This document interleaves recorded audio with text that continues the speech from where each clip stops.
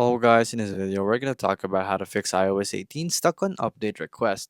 So the things that you'll have to do actually is check your internet speed. If it's slow, it's really gonna have that request error that's gonna be stuck for a couple of minutes or even hours. It's because your actual internet speed is really slow, so check on that.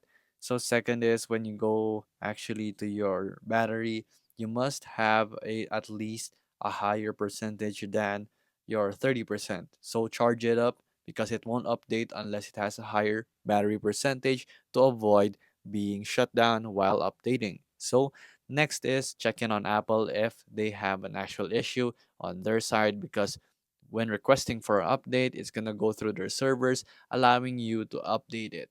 So that's one of the few things you can do. And then, of course, you can force reset your iPhone by holding the power on or the volume up, volume down, and then your power button, and then it's gonna just restart once you hold it down for a very long time. And it's just that simple. So those are the few things that you can do.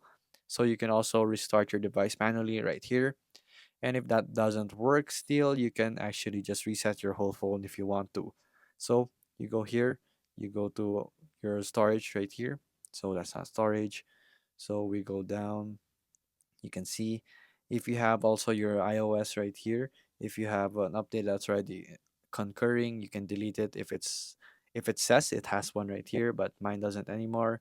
So there you go. That's one of the few things you can do so you can get your iOS 18 to not get stuck on the update request error. So if this video was helpful, please hit the like button and don't forget to subscribe.